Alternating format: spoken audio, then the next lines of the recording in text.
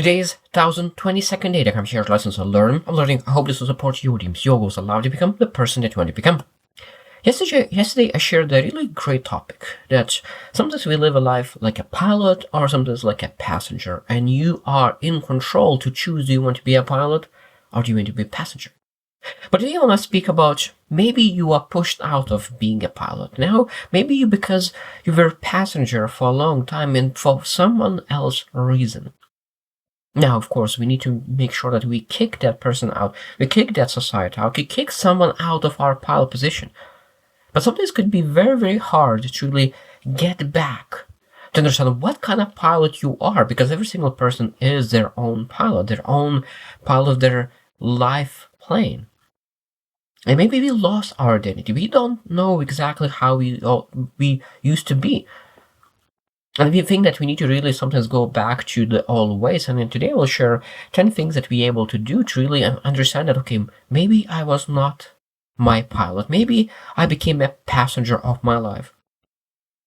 Because sometimes understanding that you're not being a pilot for a long time, maybe for other person reasons, maybe for other people reasons, maybe for your own reasons, it doesn't matter. It doesn't matter reasons. You're not supposed to look for faults. You're not supposed to blame anybody else, just yourself. But at the same time, you're supposed to be compassionate. And today we'll share like how to take control of your life, how to take control of your identity, how to become that pilot again. Because we want to really be pilots of our lives. Number one, we need to understand that we need to acknowledge that there will be some kind of feelings. We need to acknowledge our feelings. There will be some kind of guilt, some kind of regret, some kind of shame, some kind of blame, some kind of bitter. There's a lot of feelings that might be that you're experiencing. And we're not supposed to deny them and try to shelf it under the bed, under this table, in a kind of shelf. Is it I shelf it, I don't see it. No, we accept it and release it. I think that is, of course, I understand that saying is much easier than doing it. But really, I learned that really experiencing that feeling, that it really allows to really let it go much faster, rather than denying it. Sometimes we don't want to feel shame. We don't want to feel guilt. We don't want to feel regret. And really, we're trying to really remove that, but really experiencing that. And sometimes I always say that the best way to overcome it is that give yourself 1 day, 1 week, 1 month, whatever it is, to feel that emotion, to feel as terrible as you can. But when you finish it, you finally go back into really where you want to go. Becoming your pilot, becoming the best version of you, becoming that person that you used to be, a new version of old you. So first one, acknowledging your feelings. Second thing that we need to do is that create space for yourself. That means that if you want to figure out what kind of person you used to be, what kind of person you used to be, like I said, what kind of person you wanted to be, what kind of pilot you used to be, what kind of identity you used to have, we need to understand that we need to have a space for ourselves. If you don't have a chance to be by yourself or with yourself, that means that it's almost impossible to be self-aware, because if you always with somebody, that means that they telling you what you're supposed to be.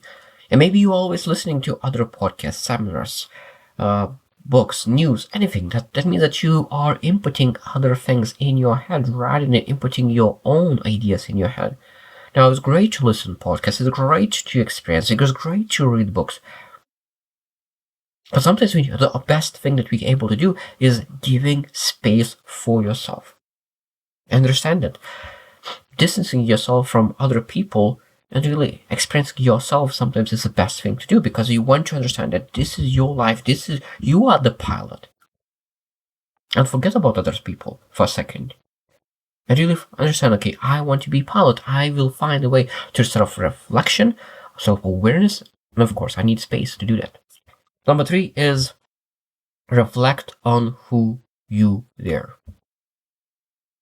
That means, okay, you can potentially ask, okay, when did you lost your pilot seat? When did it happen? When did you start to become a passenger? What kind of person you used to be before you let it go? What kind of person you used to be? What kind of values you have? What kind of identity you had? How did you used to live your life? at that moment. Because a lot of times people start to believe that they're not who they are because they live as passengers. But when you actually look into moments of your life when you really actually been a pilot, what kind of person you used to be? And it's like, okay, this kind of person I was, this kind of values I had. Now, of course, now we understand that we'll not go to exactly the same person. Becoming with new experiences. So we will become a new version, better version of us, but with old values potentially. Because sometimes we have amazing values, amazing beliefs, but for some reason, because we gave away our power, we gave away our control, we gave away our pilot seat, we'll lose that. Sometimes going back where we used to be, sometimes is much better than going forward. Because if you're going forward, it's still going as a passenger. And sometimes it's better to go backwards, but taking control your pilot is the best thing that we can do. So that means that we need to sit down and reflect who we were. And then, of course, able to really rebuild your identity. And that means that if you want to rebuild your identity, what we need to do, sometimes understanding awareness, where we are right now, where we were. And then, of course, the most important part, when we want to build identity, we need to understand what kind of vision do you want to have? What is that purpose? What is that meaning? What is the dedication, purpose of our life? Because I truly believe when you have that vision for your life, it's much easier to build identity because this is exactly this person needs to achieve this vision. Because I love this question is, what kind of person need to become to achieve that vision? What kind of person need to become to achieve that vision? So vision is the key. This is a foundational thing. So on a vision, you build everything.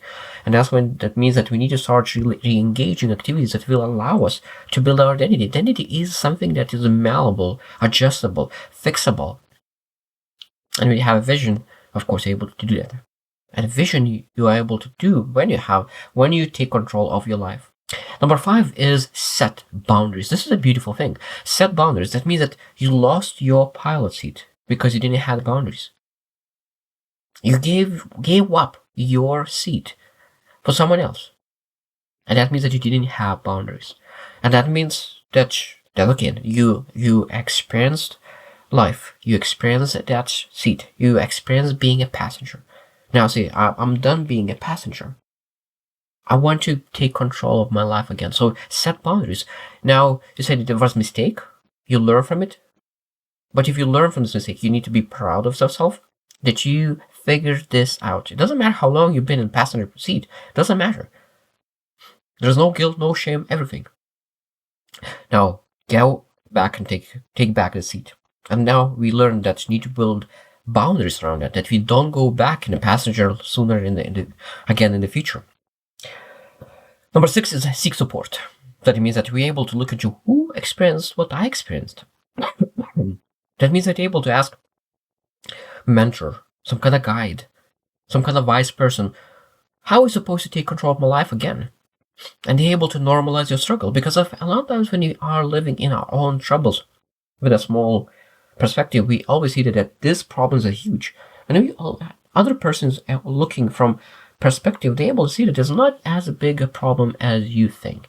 And of course, they're able to help you to really figure out what you're able to do to really take control of your life again, that you could move forward even faster this time. Number 7 is practice self-compassion. And this is a very, very huge one. Because a lot of times people make a mistake and they have guilt, shame, they have a lot of bad emotions. I know that I have done that as well. So like every single person has some kind of emotions.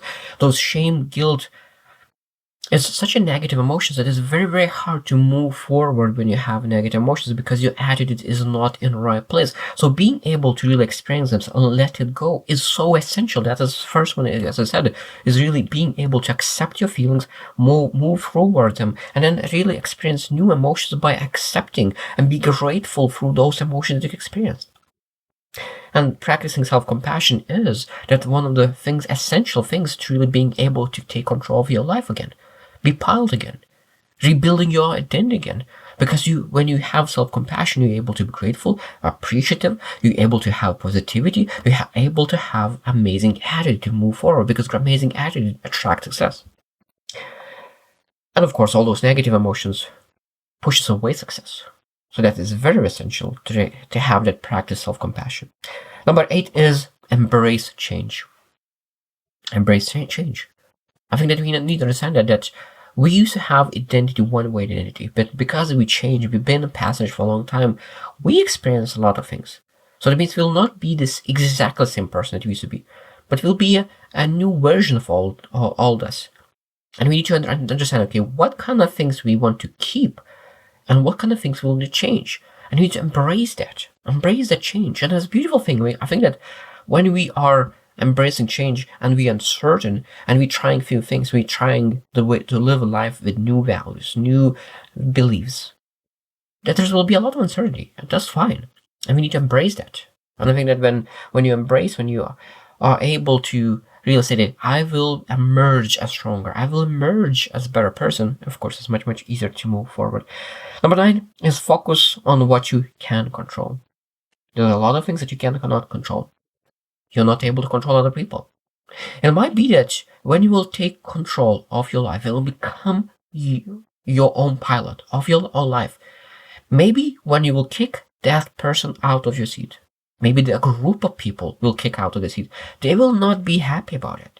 They will be comfortable control your life. They'll be comfortable of telling you what you need to do. They will be comfortable, and when you embrace the change, they don't want to embrace your change. They will not embrace change. And of course, what they will do, they will want to crash your plane.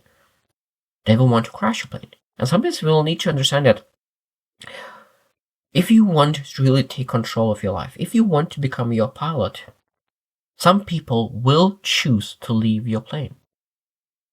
And you need to be okay leaving people behind.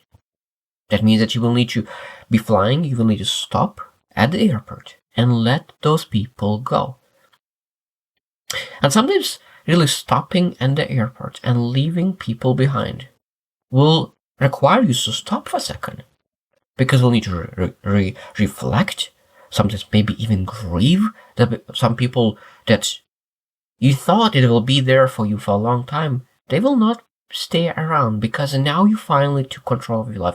Now you understood where your vision is. And a lot of times your vision, where you're supposed to go, other people don't want to go there. They want to stay where they are. And you will be able to let them go. And I think that is very hard. But we'll be able to really take control and focus on what we're able to control. And we're not able to control other people.